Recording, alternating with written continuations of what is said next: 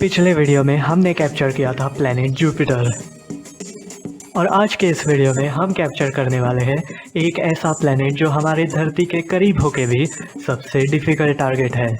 Telescope तो set है, smartphone भी लॉक्ड है और क्लाउड्स भी आ रहे हैं, तो ये है इमरजेंसी इमरजेंसी। तो जी हाँ, आज हम कैप्चर करने वाले हैं प्लैनेट मार्स। मार्स का एक्सप्लोरेशन तो लगातार कंपटीशन में चल रहा है, चाहे वो लैंडर्स हो, रोवर्स हो या फिर टेलीस्कोप्स। और एक सबसे इंटरेस्टिंग, इसरो का मार्स मिशन, जिस ऑर्बिटर ने मार्स के ऑर्बिट में जाके ये सबसे बेहतरीन तस्वीरें खींची, वो भी बजट में।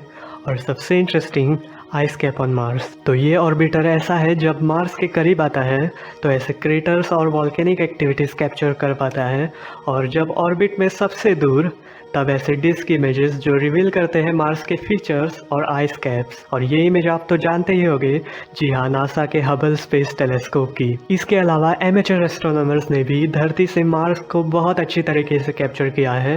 ये सच है कि उन्होंने बड़े टेलीस्कोप यूज़ किए हैं, क्योंकि जितना बड़ा टेलीस्कोप उतने ज़्यादा डिटेल्स, जैसे कि जितना बड़ा बर्तन उतना ज़्यादा पानी। मुझे पता है ये छोटे टेलीस्कोप से इम्पॉसिबल लगता है, पर हम ट्राई तो कर सकते हैं और मुझे लगता है ये पॉसिबल है, क्योंकि अब हमारे पास है बहुत अच्छे एल्यूमिनियम कोटेड मिरर्स, हमारे पास है बहुत अच्छे स्मार्टफोन के सीमॉस सेंसर्स, और सबसे इम्पोर्टेंट, हमारे पास है बहुत अच्छे फ्री सॉफ्टवेयर्स जो हमें अलाइनिंग और स्टैकिंग करके बहुत अच्छे इमेजेस दे सकते हैं।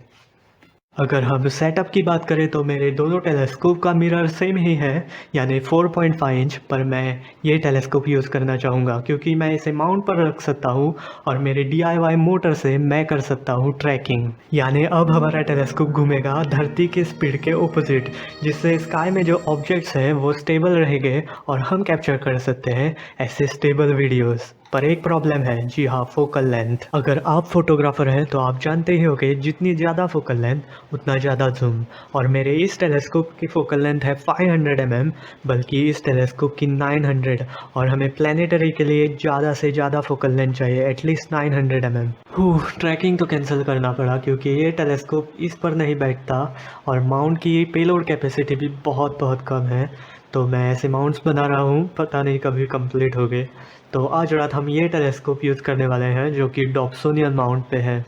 मुझे तो अभी भी याद है जब मैंने फर्स्ट टाइम मार्स को कैप्चर किया था नॉर्मल डेज पे, और इमेज कुछ ऐसी आई थी, क्योंकि डिस्टेंस के कंपैरिजन में मार्स बहुत छोटा है और प्लानिटरी में सबसे डिफ़िकल्ट टारगेट है।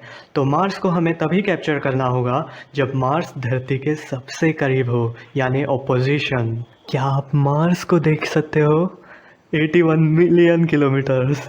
जी हाँ, मार्स बहुत चमक रहा है आसमान में।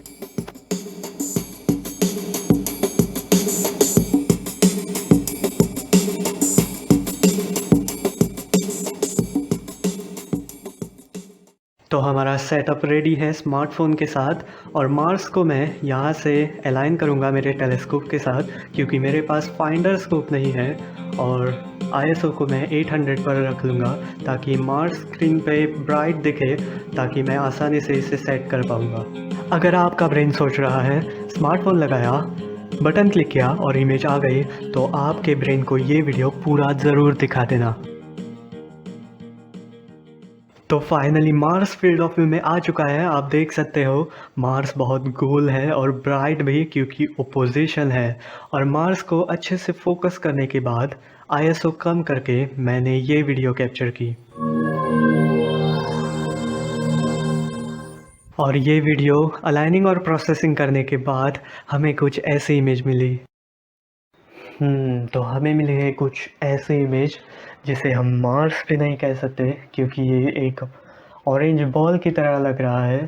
पर हमें एक फीचर मिला है, जो है ये इलॉन्गेटेड वाइट कलर का पैच, जो कि आइस कैप नहीं है बट कुछ और है, क्योंकि मार्स के कंपैरिजन में आइस कैप बहुत छोटा है। तो अब हमें कंपेयर करना होगा हमारी इमेज को हबल स्पेस टेलीस्कोप के साथ। और अगर हम कंपेयर करें, तो साइडवेज पे देखने पे ये स्ट्रक्चर ये स्ट्रक्चर बहुत बहुत सेम है और ये है क्लाउड्स ऑन मार्स, यानी हम कैप्चर कर चुके हैं क्लाउड्स ऑन मार्स। हमें कैप्चर करना था आइस कैप ऑन मार्स, पर हम कैप्चर कर चुके हैं क्लाउड्स ऑन मार्स। वहाँ भी क्लाउड्स आ गए। जो भी हो, अगर हम हमारे टेलीस्कोप के कॉलिमेशन पे ध्यान दें तो हम ये भी फीचर्स कैप्चर कर सकते हैं। इसीलिए मैंने मेरे टेलीस्कोप का मिरर अलाइनमेंट चेक किया तो सारा ठीक था, और तभी मुझे मिला एस्ट्रो पिज़्ज़ा का बुक, जिसके लास्ट पेज पर लिखा था आप गलत कर रहे हो, आपको करना चाहिए आर्टिफिशियल स्टार अलाइनमेंट। यानी सारा प्रॉब्लम हमारे प्राइमरी मिरर का है। हमारा मेन मिरर जो है हमारे टेलीस्कोप के ट्यूब के साथ अलाइन नहीं हो पा रहा और हमें मिल रहे हैं ब्लरी इमेजेस। तो स्टार अलाइनमेंट के लिए मैंने ब्लैक चार्ट पेपर से टॉर्च की साइज़ का एक डिस्क बना दिया, जिसे हम नीडल के साइज़ के छेद बनाने वाले हैं।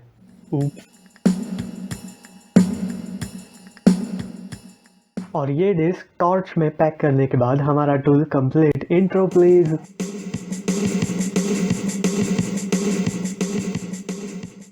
तो ये है हमारे आर्टिफिशियल स्टार्स। तो मैं इस टूल को इस दीवार पे रखूँगा ताकि मैं दूर से इसे फोकस कर पाऊँ। और आप देख सकते हो हमारा टेलीस्कोप इस टूल से लगभग 30 मीटर की दूरी पर है।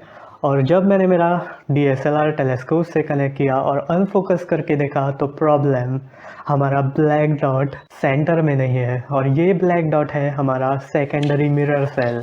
तो आप देख सकते हो ये प्लस साइन हमारे मिरर के कनेक्टेड स्पोक्स है और इस सेंटर में है सेकेंडरी मिरर। तो हमें step by step primary mirror और सेकेंडरी मिरर अलाइन करना होगा ताकि हमें शार्पेस्ट इमेजेस मिल सके। हो तो फोकसर से देखने पर कॉलिमेशन बिल्कुल सही लगता है, पर असल में हमारे मिरर में टिल्ट है, यानी हमारी इनकमिंग लाइट मिरर से टकरा के फोकसर पे अच्छे से नहीं पहुंच पा रही है, जिससे हमें कुछ ऐसे फिगर्स मिल रहे हैं जो कि कुछ हमें ऐसे मिलने चाहिए मेदू वड़ा की तरह। तो ये है हमारा प्राइमरी मिरर और ये है सेकेंडरी। तो फाइनली 2 आवर्स के बाद मैंने प्राइमरी मिरर को सेकेंडरी मिरर से अलाइन कर दिया और अब हमें मेदू वड़ास मिल गए अच्छी क्वालिटी के। तो अब हम शार्प इमेजेस एक्सपेक्ट कर सकते हैं। तो मैंने फिर से मार्स को कैप्चर किया और प्रोसेस करके देखा कि जब भी मैं क्लाउड्स को प्रोसेस करता हूँ तो ये डिटेल्स ब्लर आउट हो जाते हैं, और ये डिटेल्स प्रोसेस करूँ तो क्लाउड्स ब्लर आउट हो जाते हैं। तो इसीलिए मुझे याद आ गए फ़िल्टर्स, क्योंकि अलग अलग फ़िल्टर्स पास करते हैं अलग अलग वेवलेंथ्स, जिससे हमें मिलते हैं अलग अलग अनजाने डिटेल्स। मेरे पास है ये एक्सट्रीम कलर फ़िल्टर्स, और अगर आप रेड फ़िल्टर से ब्लू फ़िल्टर को देखो और ब्लू से रेड को तो पूरा ब्लैक आउट। और ये लाइट के साथ भी देखो, पिंग पोंग पिंग पोंग। तो मेरे पास उतना बजट नहीं है कि मैं प्लानिटरी फ़िल्टर्स बाय कर सकूं, तो मैंने सोचा कि क्यों ना वीडियो का वाइट बैलेंस चेंज किया जाए, और ये टेक्निक यूज़ करके मैंने 3 वीडियोस कैप्चर किए।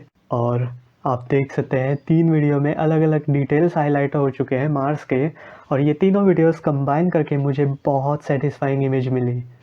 तो फाइनल इमेज दिखाने से पहले मैं आपको एक फ़न फैक्ट बताने वाला हूँ। मेरा फ़न फैक्ट कि मैंने अभी तक नेचुरल आइस कभी भी नहीं देखा है।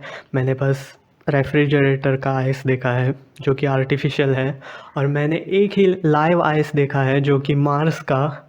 इसके अलावा ना मैं लद्दाख गया हूँ ना मैं अंटार्कटिका गया हूँ, पर कभी तो देखना है मुझे लाइव आइस, नेचुरल आइस। तो ये रही फाइनल इमेज, और अगर आपको वीडियो पसंद आया हो तो ज़रूर लाइक सब्सक्राइब कर देना, क्योंकि बहुत मेहनत लगती है ऐसे वीडियो बनाने के लिए। तो थैंक्स फॉर वॉचिंग, क्योंकि ज्ञान के तलाश में है हम।